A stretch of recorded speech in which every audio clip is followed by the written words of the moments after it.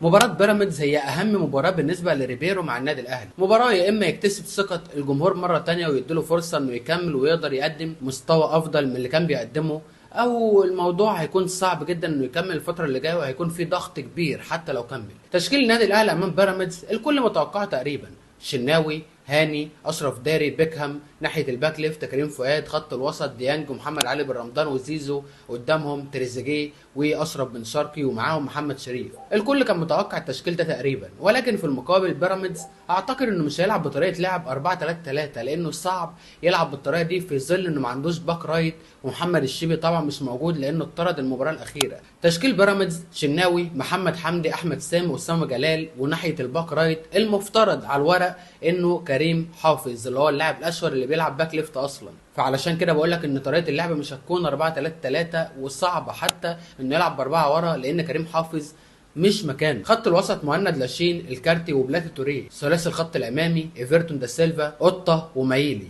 ده التشكيل بتاع بيراميدز اللي هيبدا بيه مباراه الاهلي. مبدئيا كده الجبهه اليمنى للنادي الاهلي والجبهه اليسرى لبيراميدز هي اضعف جبهه بالنسبه لبيراميدز، لان ايفرتون دا سيلفا لاعب سيء جدا على المستوى الدفاعي، ولو كان بيلعب هنا رمضان او حتى ابراهيم عادل كان بيقدر يقوم بالدور ده بشكل هايل. ولكن ايفرتون لاعب على المستوى الهجومي بيحتاج مساحات، بيحتاج انه يلاقي مساحه في التسديد او حتى انه يكمل بسرعاته، بس فكره انه يرجع يدافع مع الباك ليفت بتكون صعب. فهنا فكره تبادل الادوار ما بين زيزو وتريزيجيه هتكون مهمه جدا، وان شاء الله النادي الاهلي يقدر يسجل من المكان ده لانها ثغره واضحه.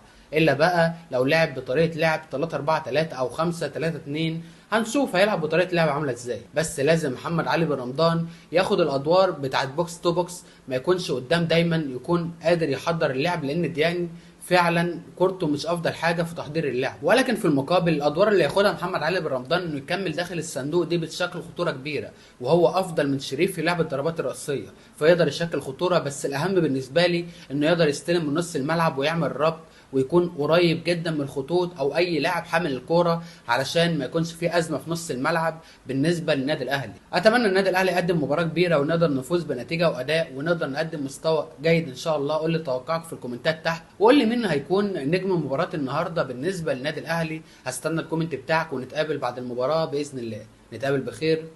سلام.